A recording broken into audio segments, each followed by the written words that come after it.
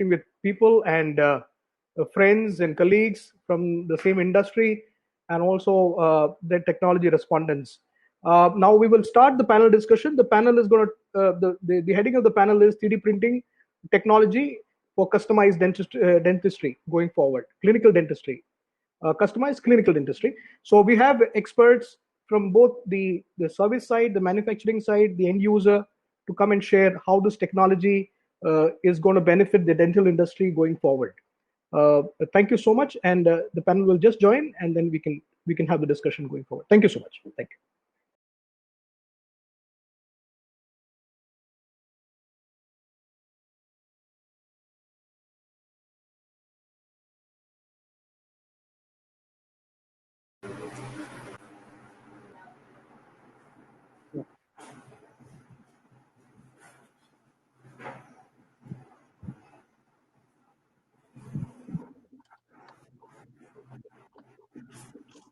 So we are live. Yeah. Dr. Prakash, like you are into manufacturing of like? We are into manufacturing of industrial processing machines, primarily microwave equipment. Okay. Dr. Mansingh is there. Yeah. Thank you.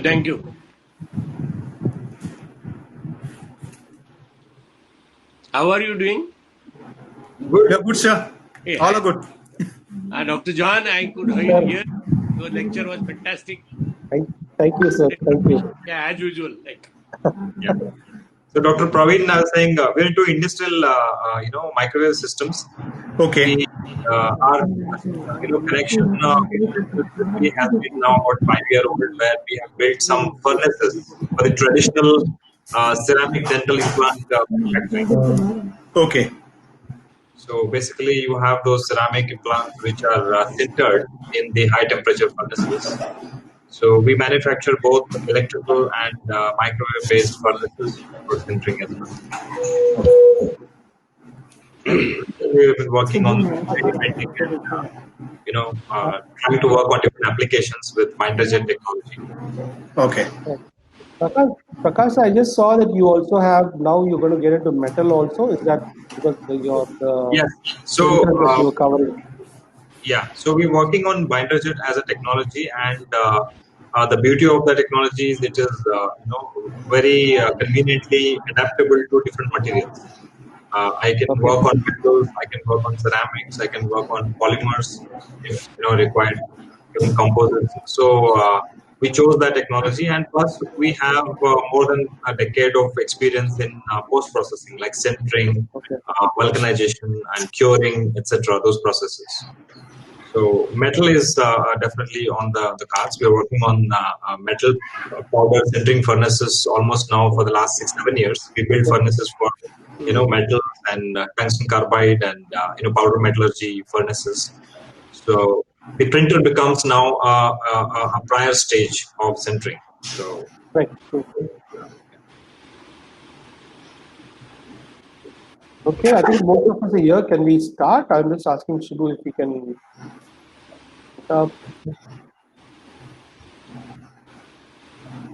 Yes, doctor. I think we can start.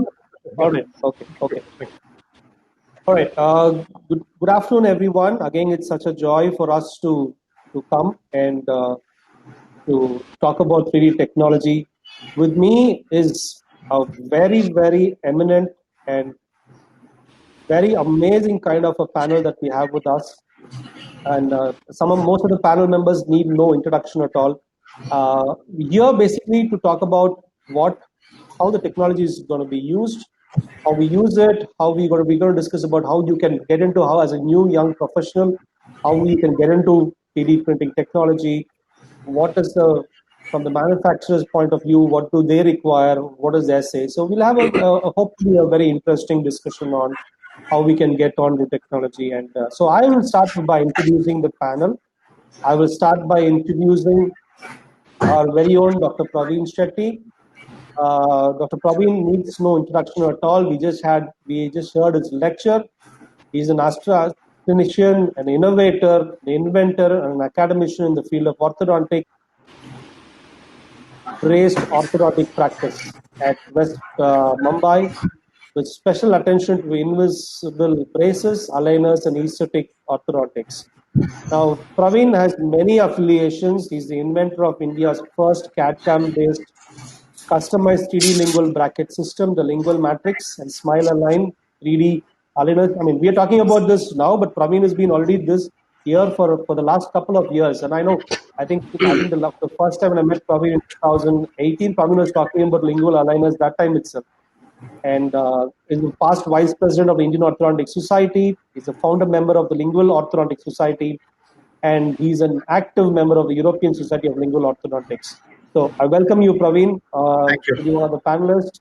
I want to thank also Mr. Shivakumar here. Mr. Shivakumar has been a very good friend for a few years.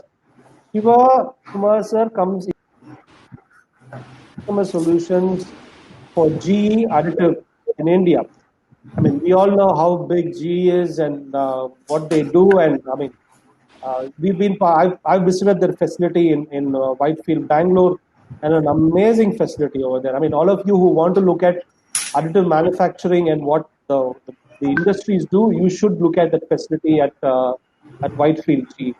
In his current role, Shiva is responsible for delivering customer outcomes through GE Additive Business, offering machines, materials, and engineering consultancy.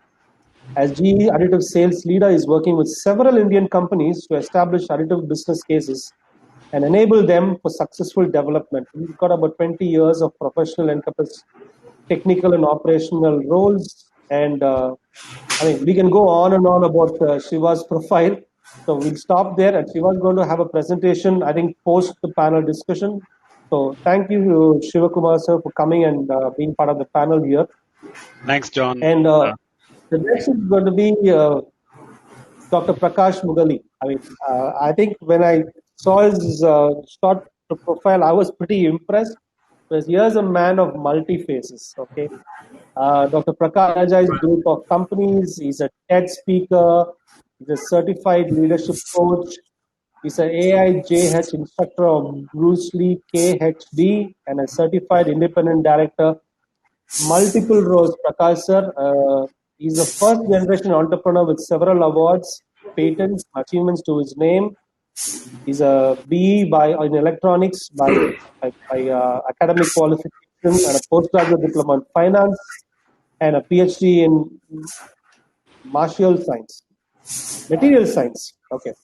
He has martial science. Okay, sorry. Okay.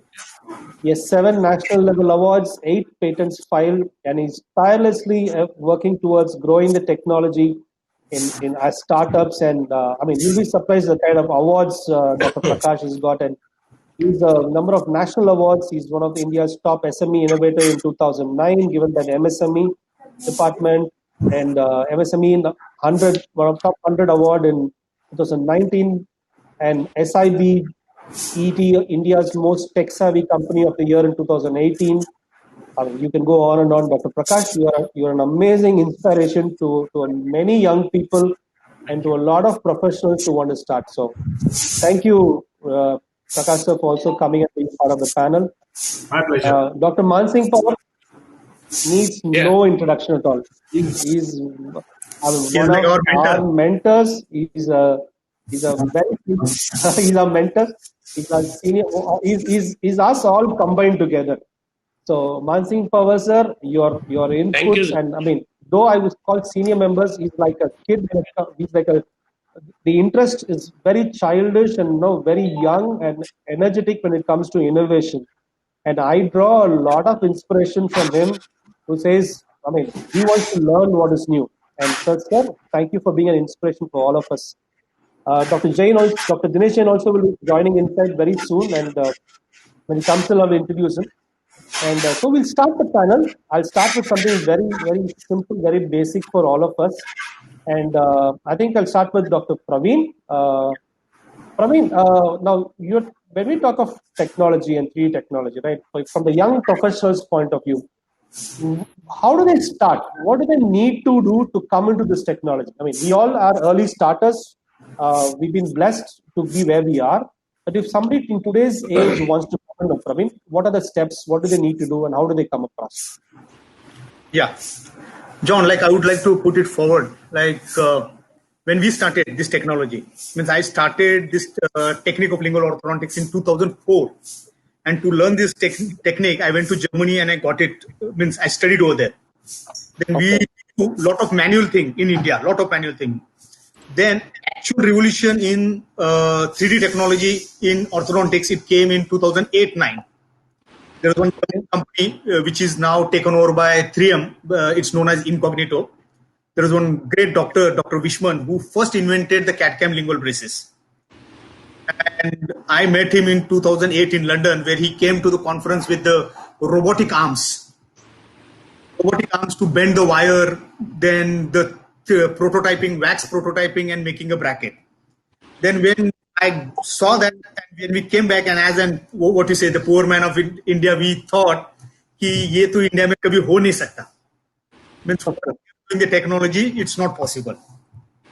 Then in 2009-10, as a user, now there are two ways. One as a user and as a provider. At that time, there was no provider in India. There is no 3D scan. There is no prototyping machine. There is no milling, sintering, nothing. So in 2009, I think Dr. Dinesh Jain first got the laser machine and scanner. Correct. Then I had some idea, then started incorporating my idea into the scan, making the 3D object. Came to know what is the first CAD file, why CAD file is important, why CAD design is important. And then this CAD design need to go for manufacturing. In manufacturing, what are the different prototyping machines to manufacture these tiny products? Because in India, all the manufacturing we had is like casting and big foundries. So either we manufacture some brake disc or some big component, not like this micro. Then my first manufacturing, I sent it to Korea, and we got it manufactured from the Korea. But then, as a user, to use it in India, it was very difficult. So luckily, Dr. Dinesh Jain started. Then we started incorporating all our design and got the manufacturing started in India. Now, luckily, like after 10 years of my practice in orthodontics, because of the science has become totally open, the 3D printing is open, the machines are available, scanning is available. So as a user right now, it is very easy for everyone to explore in the technology. Okay. Now they have to apply their mind what they need. For anything, it's a vision which needs good execution. Otherwise, it's just an hallucination. Nothing you can do. True. So in India, we have the scanner, we have the printer, we have the best printer from like 10 microns printing to 100 microns. We have the printer from industrial to the macro thing, and we have the digital facilities available now. Like in my lab, we are having a printer to print the 3D models. We have the digital scanner to scan the thing. Then the software is there. So everything in India right now is ready. So we need to incorporate. So so which means that today for a person to get into digital 3D technology is very easy. Yes. Yeah, and John, like at that time we need to buy something, but now it is like we can outsource. There's no need to invest that much. Unless and until having a big volume, it's a different story. But as a doctor, they can just outsource their work, get the scan done, get the CAD design done, get the manufacturing done, and they can start incorporating. Now it's only the matter, this technology need to be incorporated in the education system. Correct.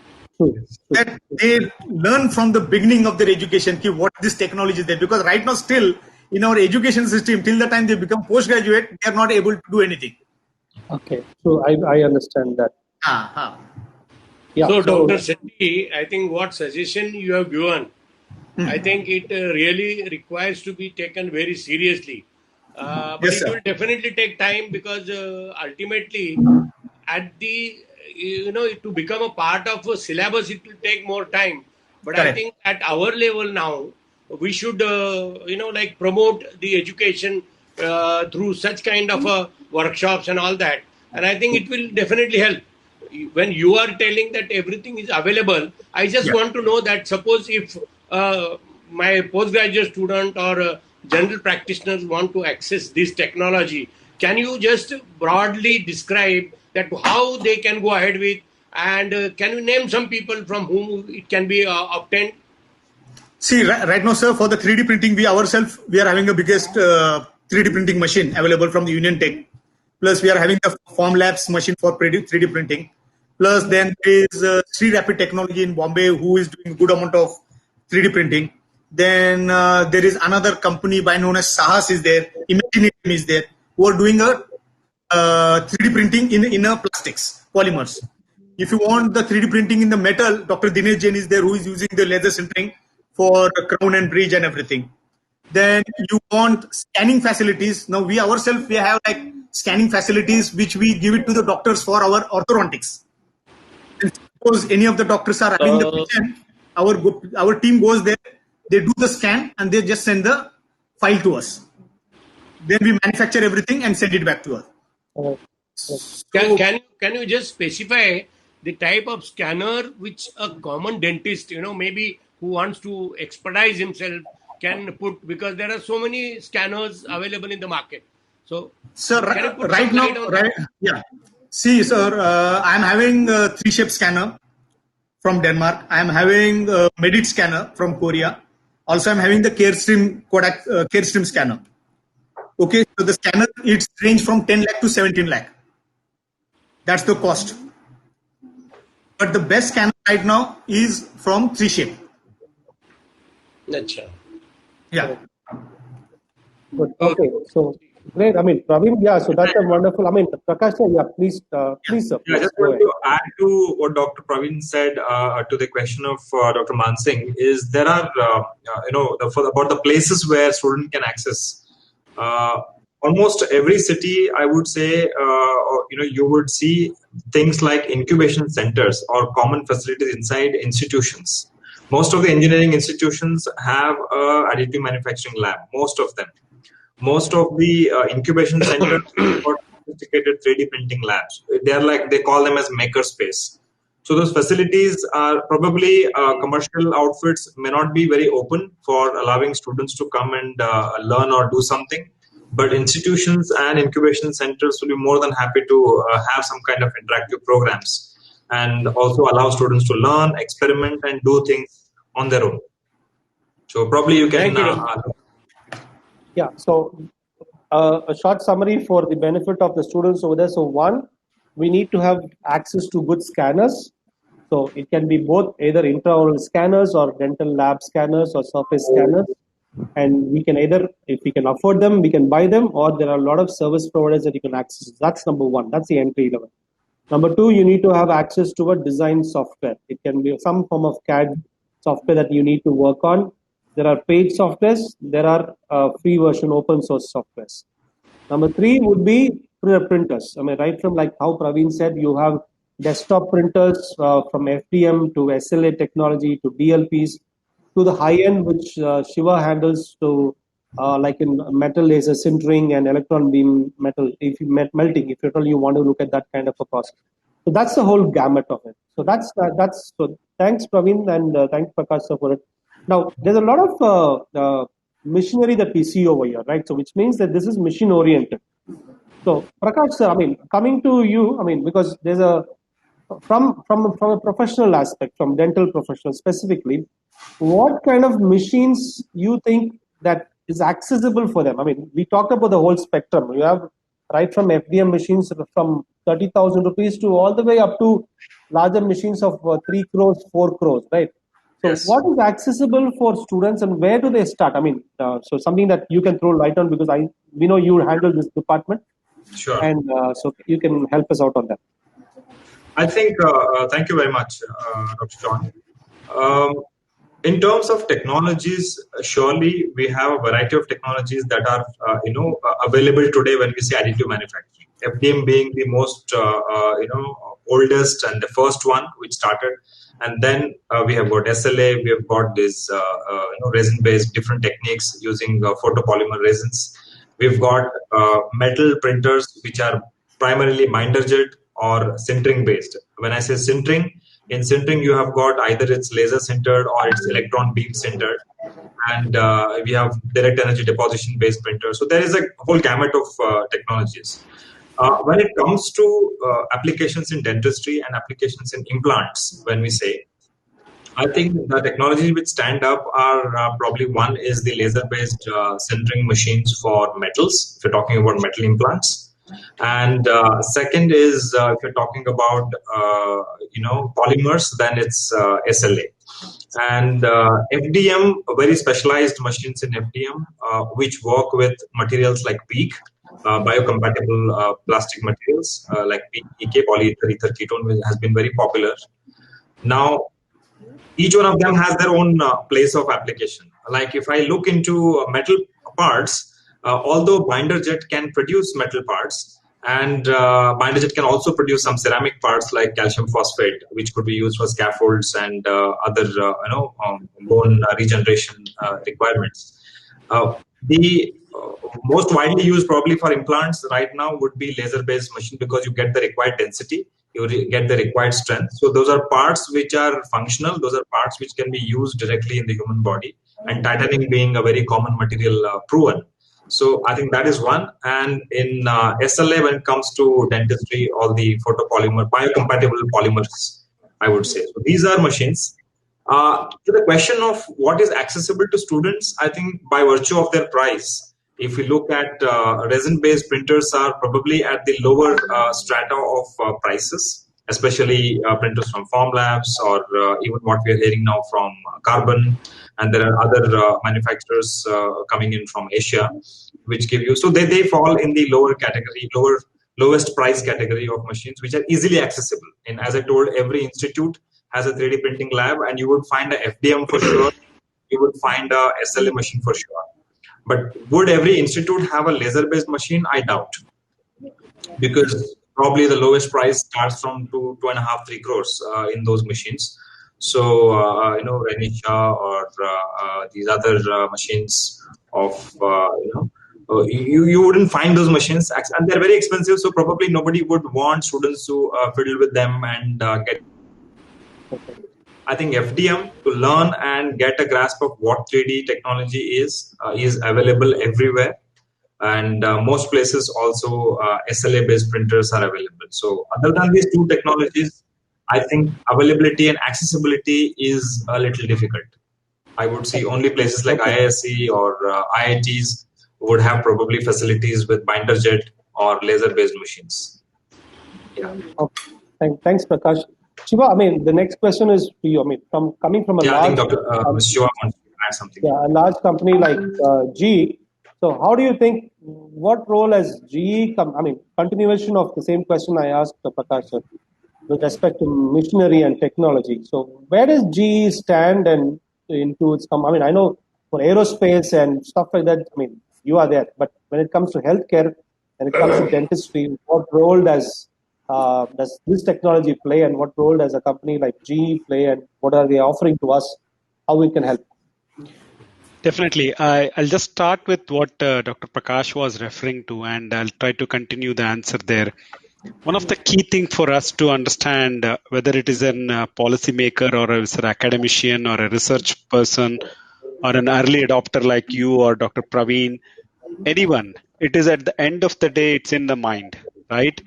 We have all probably started with the technology with an urge for that. It's more about inquisitiveness. So as doctors, you probably pick up orthodontist or pediatric, this thing, or some specialized field because you love that. Whereas 3D printing today has given solutions to everyone. That's the beauty of it, right? You have a conference going on, and each of the discipline of dentistry is able to come out and talk about the various use cases and some great innovative solutions as well. So when it comes to technology adoption, that is where I would try to focus to the audience. The audience could be of wide variety here. Technology adoption starts in your mind, right? Please don't start with the cost as a barrier. You will not be getting good technology on the, on the kind of easy accessible places. So Dr. Praveen was going to all the way to Germany to adopt a technology in year 2004, right? I had seen 3D printing kind of done in early 2000s. So where did we kind of get this urge? So A, you are either an early adopter, or B, you have an ecosystem around you, either your professor or your mentor or people like Dr. Mansingh or something. You have to latch on to those experts, right? If you are in early career, you can't just say that I am having enough constraints with me, I am not going to do this thing. I did my master's and I kind of traveled probably every weekend to kind of go to meet my professor for about 12 hours on the road. So just to meet my professor, I used to travel 12 hours on the road. So it's about us in the mind, first part. The second part of technology, accessible to everyone. Dr. Prakash covered it well. Like the engineering fraternity has this thing called makerspace. It's just imagine like a garage at back of your yard, right? So people have some kind of a shop where people can actually have access to these things. Now, as a clinician, you probably have to get that inertia away from you that I am not going to touch these things. I'm only the guy who's going to eventually take that final thing and put it into the patient's mouth. So I'm sure Dr. Praveen and Dr. John, you have also done some tinkering in your hand, right? You have got your hands dirty. You have not learned engineering. Like I have not learned medicine. You have not learned engineering. You have only got your hands dirty into it. That is key for you. An adoption of technology does not come by sitting at the fence. An adoption of a thing. I mean, we can go on doing these conferences forever, but if you are not going to get your mindset working on it, you're probably going to still sit at the fence and say that, that person had somebody's backing and that person did accomplishment. No, you should go ahead and get this thing. That's the short thing I can say, John.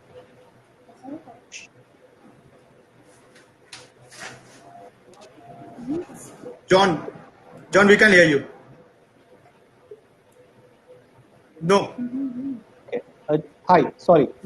It's time for me to introduce a very special person, one of my mentors too, a person from whom I picked up a lot of inspiration in my early years of starting with 3D is Dr. Dinesh Jain.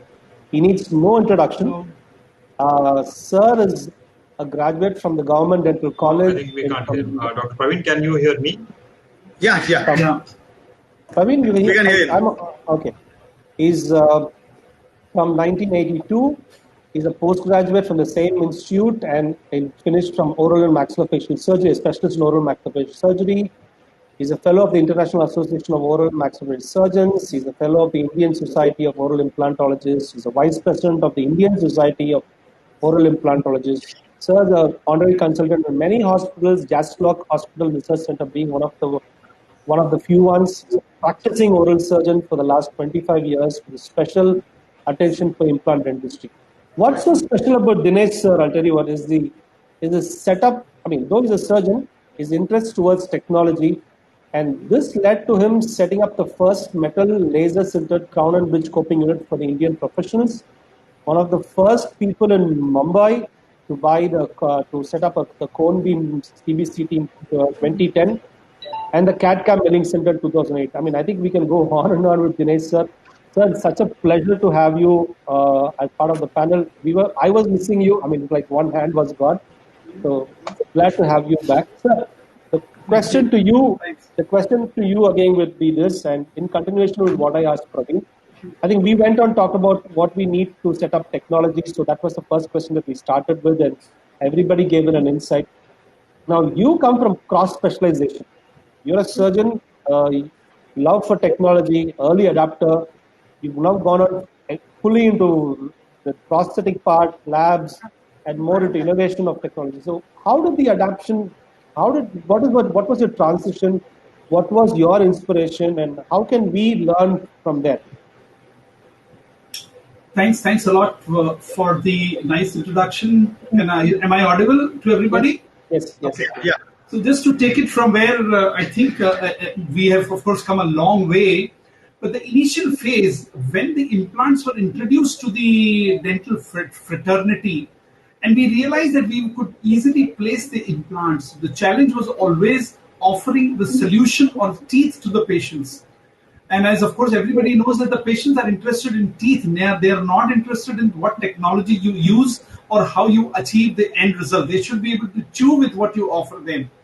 And we realized that in the initial phase, we were actually working only for the implant companies, just burying implants, and at times trying our ways to offer a fine, dentition to the patients. But of course, it had a lot of challenges. So we had to take the advantage one by one, and that is when I came across, of course, there were some companies who were offering solutions, but we had to send the data abroad and then bring it back, so on and so forth.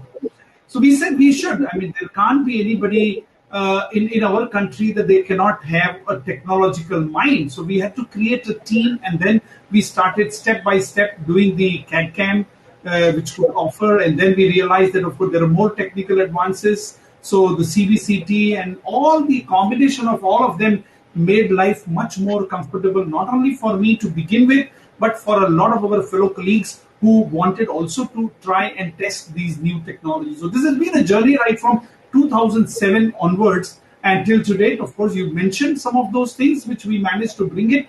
And today, because of the advances in the softwares, I think it has made life very easy for anybody and everybody. So the digital data transfer and all that has also made a lot of things possible. And of course, the sky is the limit. It has reduced the distances. And I think we can do a lot many more options to.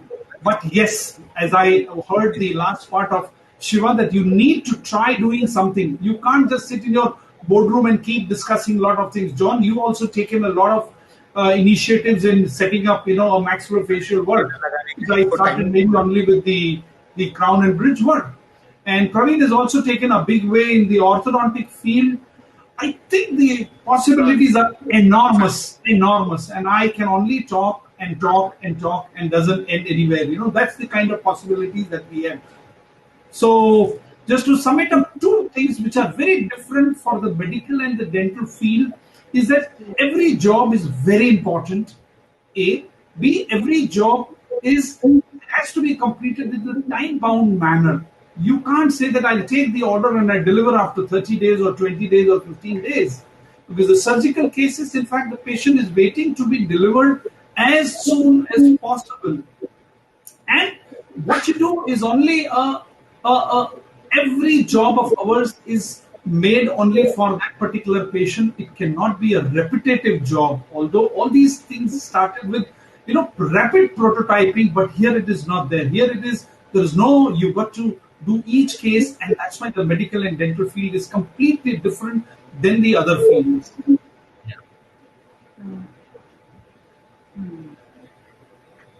John, can't hear you. Can't hear you. Thank you, sir, for that lovely insight into it. Praveen, now I'll move specifically, I know you're a lot into orthodontics. So what are Praveen, can aligners truly replace orthodontic works? Brackets, is that where we are heading at with technology? So I know you covered it, just to summarize on, can we do that? What are the modifications available and how do people go into it? Yes, John, if you talk about aligners, it's definitely the technology of the future. Right now, I had seen in the countries like in US, Japan, Korea, then in Germany, there are clinics. The orthodontists, they are doing 1,000 cases a year of only aligners. It's like a specialized aligner clinic. There is no braces used, and this is happening now. And it's a matter of another 5 years down the line, these braces will be in an exit. Now, few years back, I used to do a lot of lingual and everything. Now I also shifted into aligners. With my practice of at least 50% of lingual braces, it came down, and that 50% it went into the aligner. Okay. And the main technology part, we have the best of the virtual software, best of the 3D printing available now. Okay. The only thing which will take this to the highest level is the plastic polymers. Because that's the future in orthodontics. Moment that shape memory plastic polymers becomes more easily available and it gets invented, definitely the braces from 100%, it will definitely come to 20%. True, very true. 80% of market in the future because of simplicity, ease, no need to visit the doctor very, very often, no complexity, no breakages, no emergency, and patient can remove, eat, talk, socialize. So it's become more easier for the patient, and technology is helping. Worldwide, the race is going on to get the best plastic polymers. If GE company, Mr. Shiva Kumar, can guide us or can connect us to some plastic polymers manufacturer so that we can do something in India, because I'm searching it from last few months now, where we can get some polymer maker who has some shape memory, like in nickel titanium or something. Yeah. And definitely it's a future. Another 5 years down the line, people will go for only aligners, and the way the direct to consumers is ruling, it's a matter of time now. Dr. Prakash, continuing with materials, we noticed that you are also a lot into now material manufacturing also, right? You also make your own materials. Dr. Praveen. Yeah, Dr. Prakash. So you also make a lot into materials also. Can you throw a little light? Because I know there's a lot of materials that we noticed in your site. So what is available with you? What is available in the Indian scenario? How much of those can be used for patient work?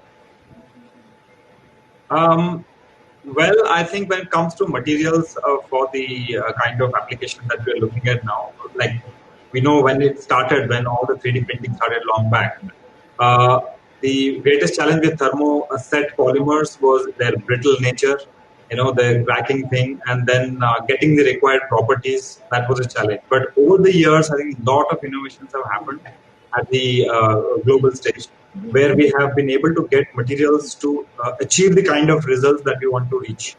Of course, with the kind of SLA, the precision or achieving the dimension was not all that of a challenging job, but achieving the required properties in the end material was a challenge. So keeping that point, as the underlying point, getting materials which will give me the kind of shape memory that Dr. Praveen was mentioning.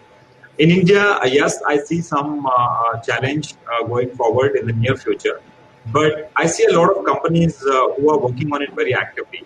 At least a couple of them are working with us in developing certain polymers, because not just with respect to 3D printing, but in general materials to be manufactured in India, and not just manufacturing based on some technology that is borrowed, but also do some fundamental level innovations in materials.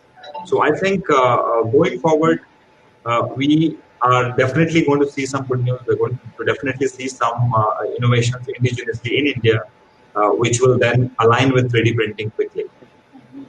Right, so believe me, like world, means I had seen in most of the international conference, the world is behind these plastic polymers, which will be like thermo-sensitive, with a good amount of resilience and shape memory phenomena.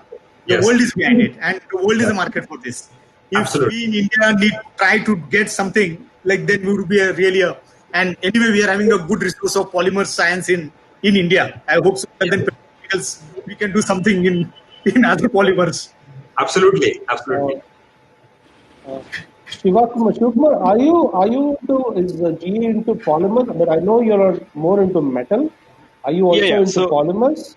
So we are definitely more into metal, and I'll throw some light on the metal part of it, specifically from a certification aspect, because when you talk about anything getting into the human body, you need to have a proper FDA kind of an clearance or certification. But to answer the question on the polymers and the plastics and nickel titanium shape memory, so some of the research is deep into our technology center. Like there are more than 100 plus material scientists with PhDs, probably 25 years of deep domain expertise. I will be very happy to sit with Dr. Praveen and the fraternity to understand what exactly their compositions look like, and probably we can always look into something which is a possibility from India, because that's something we kind of do. I'm sure many of you know we had a division called GE Plastics, and now it is kind of offsuited to SABIC, but the inherent knowledge and expertise is still very much there. And I'll just touch upon the metal part of the powders here, because can you hear me, John? Yeah. Okay.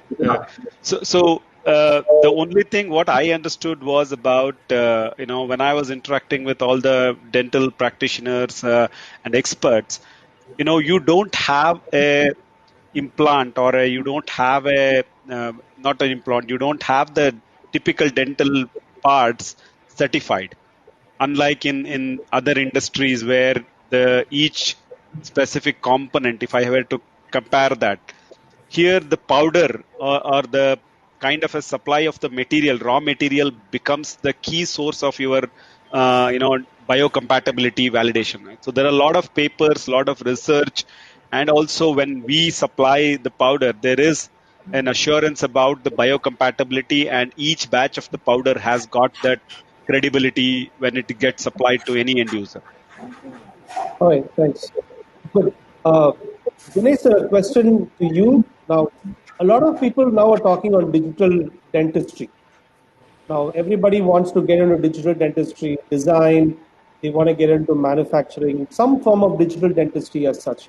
You have the advantage of being both. You're both. You have a setup on your own, and you're also coming from the whole digital thing. How do you see this merger, and how different is digital dentistry as such from 3D technology? Is it the same? There is some difference, or people are going into CAD technology from there into 3D printing technology? Because as a lab, I know a lot of work is going on into the milling side. There's a lot of subtraction technology going on. Now we are into additive technology. So where do you see the pluses? Where do you see the minuses? And how is it beneficial? So I think I'll take it your question in two parts. One is, of course, talking about the digital technology. What we need is the digital data. So we all started with the integration of digital data from the lab perspective to begin with. And the final connect is coming with the help of an intraoral scanning device. Now we have the market is going to be flooded post this particular situation, where to reduce the number of point contacts and for the whole world to behave like a global village. I think it's the intraoral scanning devices, which is, in case that takes up, then probably more and more, the number of the digital technology will take it by a really very big sweep. So that's like gathering the data. So your data gathering will happen from the patient's mouth right in the beginning itself. So it's giving too many options. So for one to understand all of that, and the material science is very important. I believe that in the coming years, even the institutes will also talk about the materials related to, like, I can tell you that the cobalt chrome to the nickel titanium to all the other materials also, where to use what is again very, very important.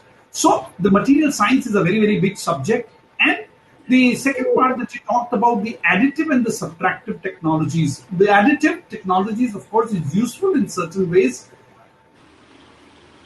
Like if you have to make a crown and you want to make a tooth color.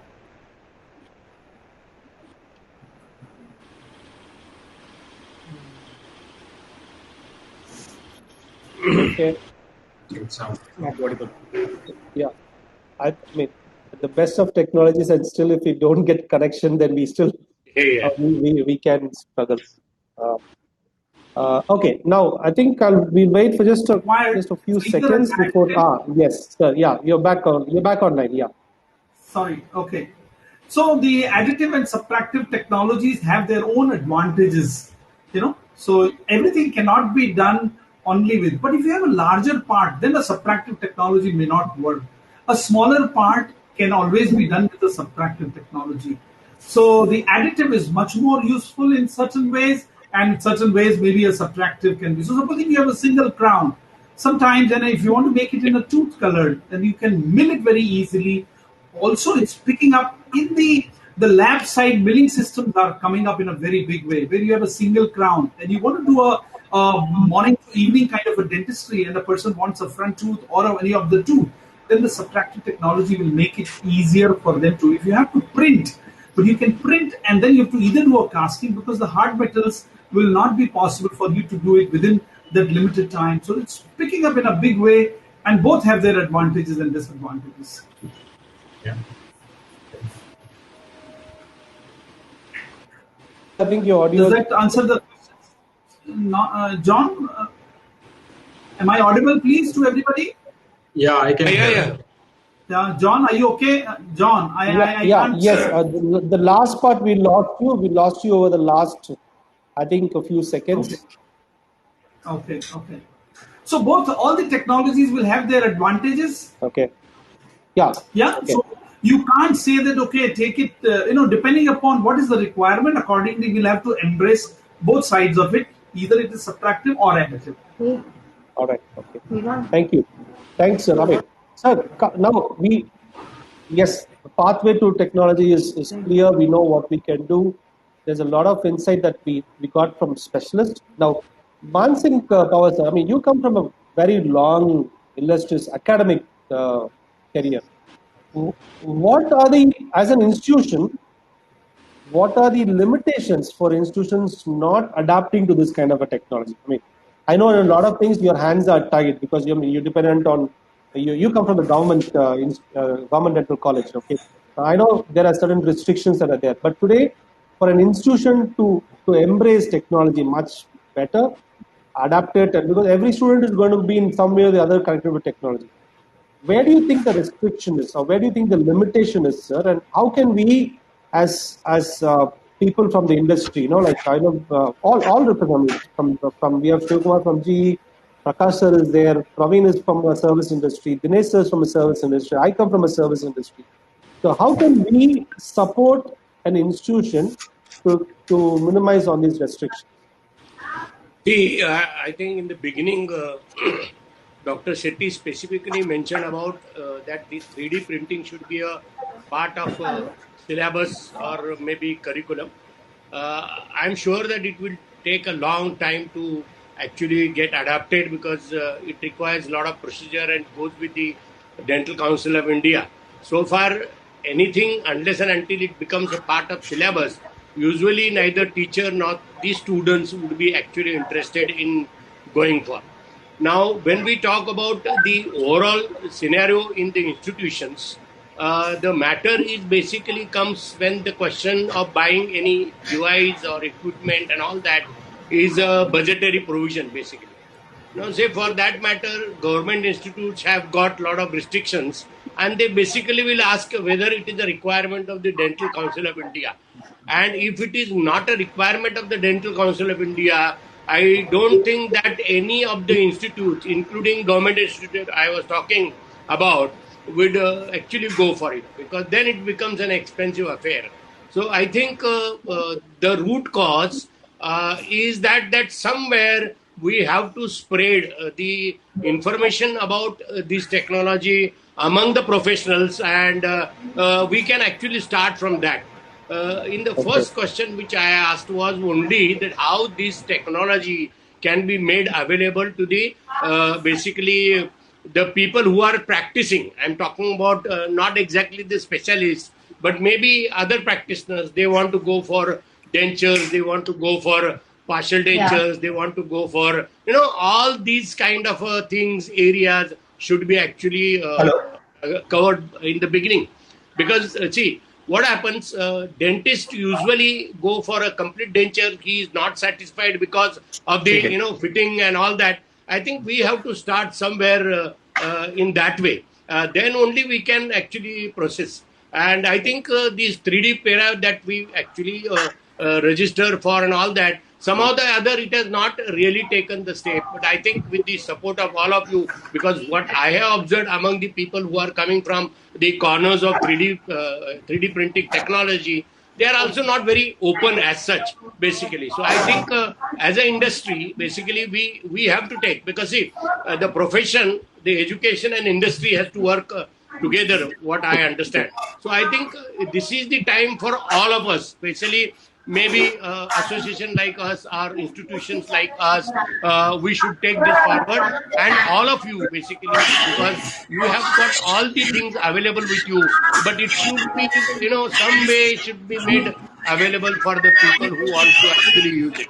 I think today's workshop, there are about 300 students who have come in, and I'm sure that the message has gone to them.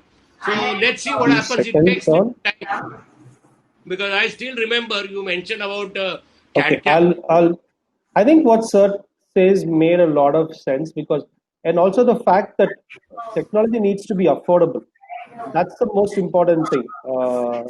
Sorry, sir. I mean, sir, you were saying something, No, Mansingh, I sir? just wanted to say Yeah. that, as I said in the beginning only, that we have to actually approach the, small groups of the people who are Right. in a general practice and all that, and we have to make them aware. So that is the main job that we have to do. I think the institutions will not take that much lead as far as awareness is concerned. Now, secondly, because when I was listening to all of you, I think maximum of technology today is from, abroad. We are just, maybe hardware, maybe software, We are maybe just a user. sensors. Everything is coming, and there actually we come. In COVID, I think we have proved that we have not only the brains, but we are ready to work very hard. So I think somewhere we have to promote the people, Indian manufacturers, to come in, and we have to see to it that how they are being promoted. I think we have talent, but somehow or the other, this 3D printing is lagging behind, whereas 3D printing has vast applications, not only in dentistry, but in medicine. When we listen to Dr. Bellare from, IIT, the work that he is doing, it's very commanding. He is going to the biodegradable materials and all that. I think the future is there, but somehow or the other, people are not taking that kind of an interest which should be taken as far as information is concerned, which can be transferred through this kind of workshop. And when I say that our people should be promoted for inclusive innovations. Now, inclusive innovations mean the innovations which are affordable to our people. Because see, majority of the people are in private practice. They are the common dentists of the country. And we have to think of them. We cannot think of the people who are highly specialized and they are doing specialized practice to actually promote any particular technology. It will come. See, and what happens when there is a demand, the cost will automatically go down. The people will try to innovate. When Dr. Prakash was telling that now they are in metal, and now because I heard that there are no people in the metal. Now today I came to know that there are many in metal. So I think synthetic materials, not synthetic, basically the resins I'm talking about. Resins have wide range of applications for the common practitioners, and I think we have to target that. This is what I understand. Yeah, thank you so much. Correct. I mean, thanks. I mean, I think it's more about again it comes to where Shivakumar sir mentioned about it's more of us willing to we have adapt to take the lead. technology. Yes, adapting technology, and I think that's where Mansingh Power sir and with Shibu with the group of 3D Para, which is more a non-profit organization that we have formed so that more and more people can join in and adapt technology, and where we bring in more affordable solutions. See, that's the most important thing. So I know people who are listening over here, if at all you have a problem getting into this technology, the best thing is, I mean, you have the best of panels over here. Try to access one of us, see how we can help you in the journey. Make in India has got a big boost with COVID. I know it's causing a lot of damage everywhere, but catastrophes sometimes can be big opportunities. So I firmly believe in that. I know if you're not making use of the opportunity, we will be all sitting at home, putting on our shorts and just waiting for the virus to get over. We're not doing that. We are seeing wherever we have an opportunity within the limited restrictions. Yes, we are making use of it. And this technology is the best in that because it's a totally non-contact technology coming in. Yeah, Parveen mentioned over there that we are trying to more go into these arenas where from scanners directly digital data is transferred on. You design it. You go to the manufacturing part. Manufacturing gets delivered back to the patient, where the doctor-patient connect is going to be as minimal as possible. That's where we are going to. That's where we come in. I still remember also, so when we started with intermandibular joints, the joints which we make using laser sintering, what we get from Biomed or Synthes, cost about 1.5 lakhs to 2 lakh rupees, the whole component. When we started making it, we said, okay, what's the best price that we can do it? I mean, this was for pricing. We started giving it at 60,000 rupees. I mean, we made it, we designed it, and the whole thing is made in India. And believe me, from November to now, we've crossed 27 temporomandibular joints alone. Now, that's a huge number for just these 2 months, including the COVID season. Okay. Now, that's because we brought the technology affordable. More and more people are able to use it. I mean, yes, you're not making big profits, but yes, you made it affordable. So I think that's where companies like GE and companies like Energize would be of a big support to individuals who can know, okay, guys, here we are offering these kinds of technologies, the support. And I think the government of India also is giving a lot of support with BIRAC and Make in India concept, which I think we should make use of them and bring it forward. Before I close, just closing comments from each one of us. I'll start with Mansingh Pawar, sir. Sir, just a closing comment. Anything that you would want to convey to we have close to 100 people watching us now. What do you want to convey very shortly so that we can wind the session up? See, I think I was very clear. This technology has a lot of potential, basically, especially as a dentist, I am telling you, because the prostheses or appliances, what we do, they are all, patient specific, and 3D printing technology is one which can satisfy most of the needs. And I think all of us, you, me, and everyone, especially, we should explore the possibility that how it can be made available to the common dentist. How it may take little time, but we have to start somewhere.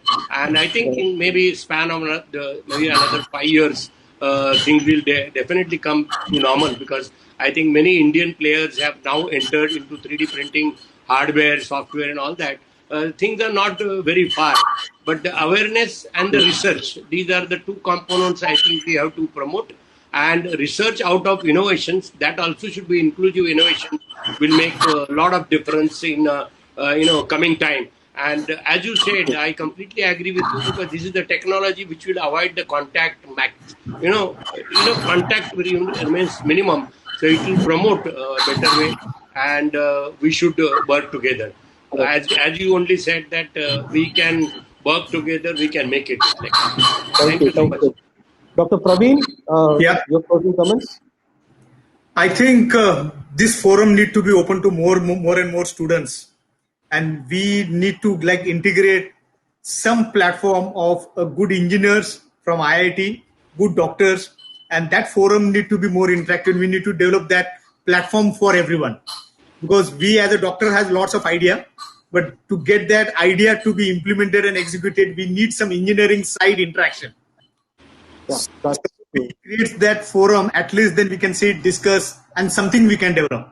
And as Sir said, as a country, we should not just keep on using the product from out of India. It's time we need to manufacture, develop something our own. From small software to hardware, that is what we are looking for.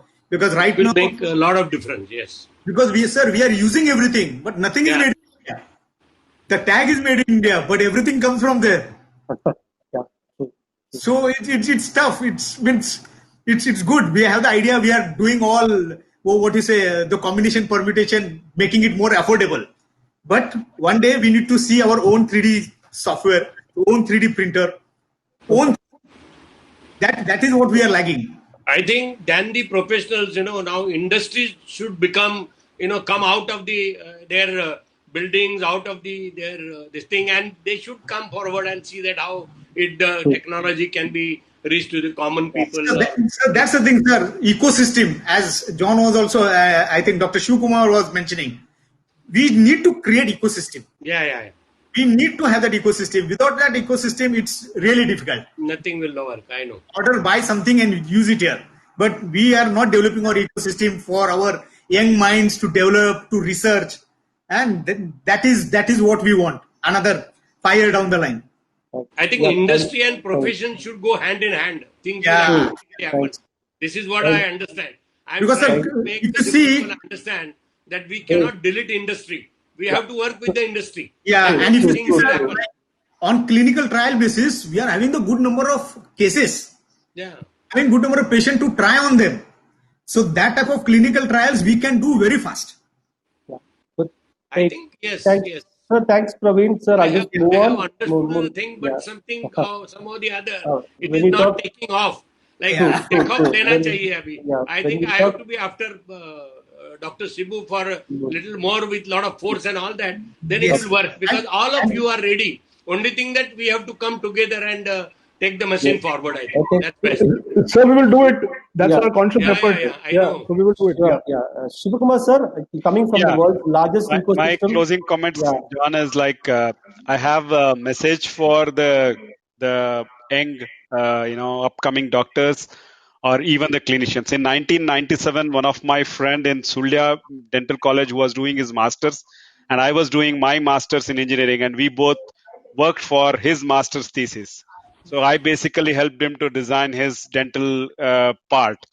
Basically, the doctors has to think there's just a hand stretch away. So please reach out to your engineering cohorts anywhere. I mean, if you don't find anyone, you have the great patrons like Dr. Shibu John and Dr. Mansingh. So please reach out to them. That's the message for the doctors. The technology is there and adopt it.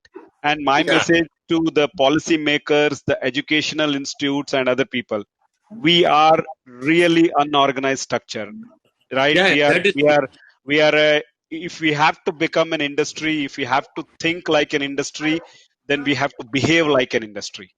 I mean, we can't just keep asking things which are not some things which we don't do ourselves, we don't practice.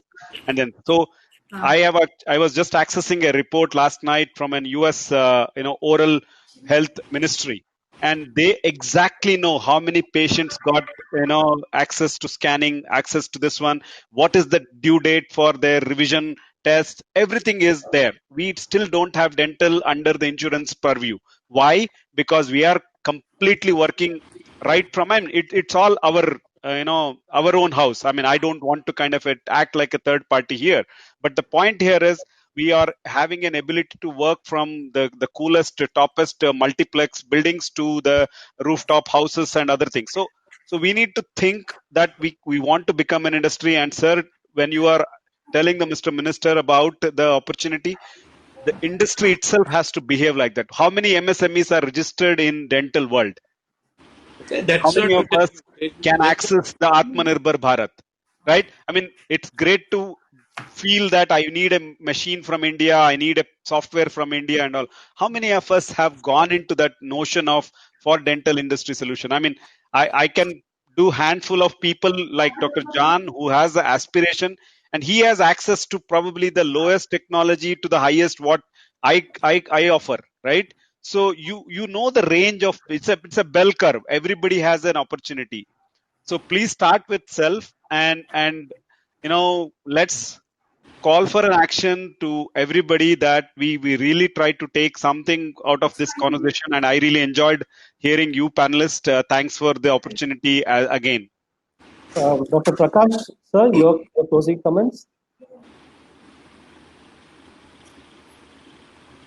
Sir, your audio is cut. Sir, your audio.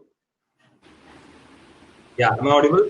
Yeah. So I always remember this movie of Amitabh Bachchan, very popular movie, wherein a young lady walks into a closed chamber, and then when she comes out, is an old lady, and the other way around.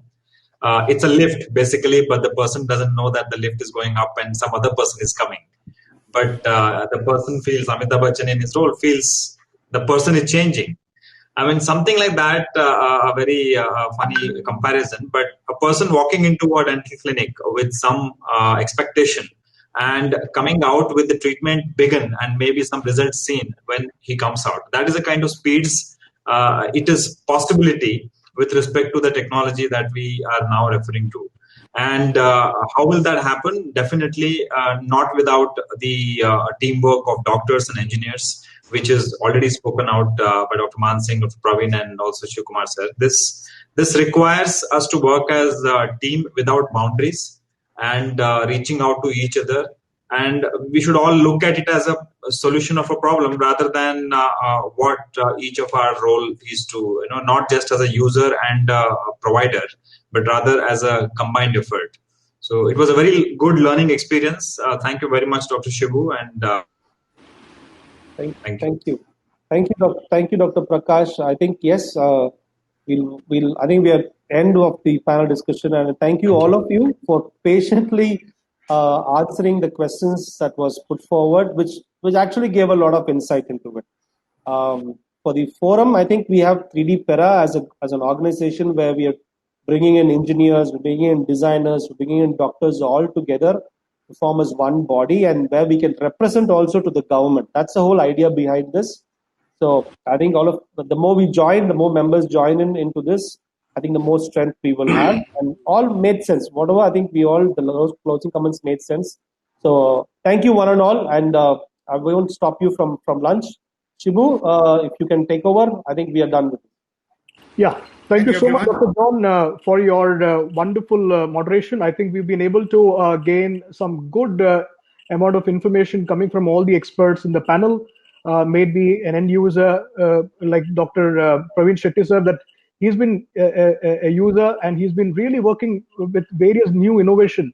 And who would be the companies to provide him those with those innovation? Maybe if we can really work hard in a country like us, I think we have immense talents to provide so. But I think, as rightly said, we need to have an ecosystem of experts all coming together and deliberating and then taking one step forward from where Mr. Shiva is coming from, a company who's been in the epitome of success and innovation and research. I think coming with his inputs forward. So I think the future holds good. But as an association, now that we have 3D Para, and also Dr. Mansingh sir had expressed this forum itself has given us a good idea of a good combination of students, because I think students are the future. They need to be entrepreneurially updated of what is the potential of this technology, and they will all come as entrepreneurs of tomorrow. Why even look at only a job? But job's important, but I think the mindset needs to be entrepreneurs of tomorrow, like Dr. John, who has really made it well set in his profession, and he's been an achiever in a way. And also Dr. Praveen sir, who's done some great work.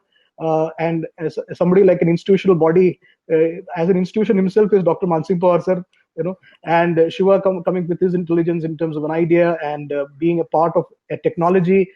Tomorrow, why not? We can also get his inputs in terms of going forward to make Atmanirbhar more, structured. So 3D Para is also working with various associations going forward as an industry. So it is not only dental, but we are also working with Aerospace Defense Consultants Association of India. So we are privileged to have Dr. Vasudevan, who works with aerospace very specifically. Something which is very similar is what I see from Dr. Mansingh going forward for the dental industry. So we want to connect with the right people, because everybody has real intellects going forward. Dr. Prakash, coming with his understanding of 3D printing, he's been a manufacturer. To invest in a technology, it needs real courage and hard work, and also a lot of investments. I know he's the right person to let us know in terms of where he started and where he's trying to see this as an opportunity. So entrepreneurs also need to be supported. So I think an association like ours, like 3D Para, the conscious effort is to see that how it can be an integrated platform to ensure that everything is addressed. Connecting government. So it was a very good session.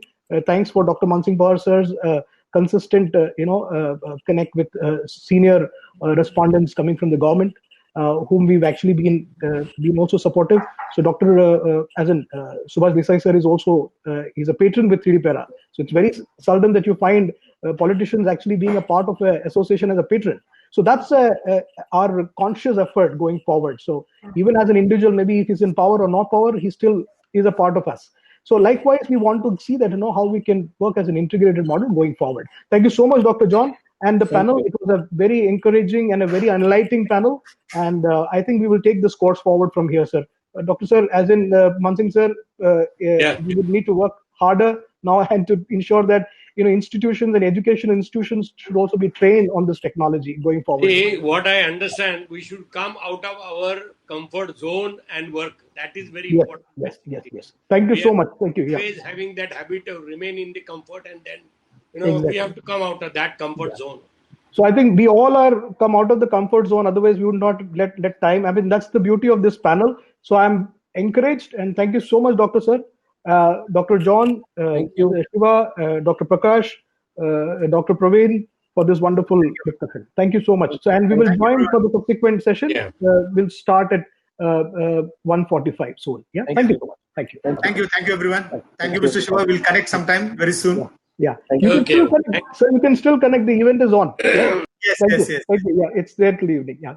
So you can use the meeting rooms to meet and have a good time, while the virtual food and everything can be done at your place. That can't be virtual. So that's all. Whenever you meet next time. No, you can offer you can offer me a bite virtually. Okay. But having said that, yeah. Thank you. Chalo, bye-bye. Thank you.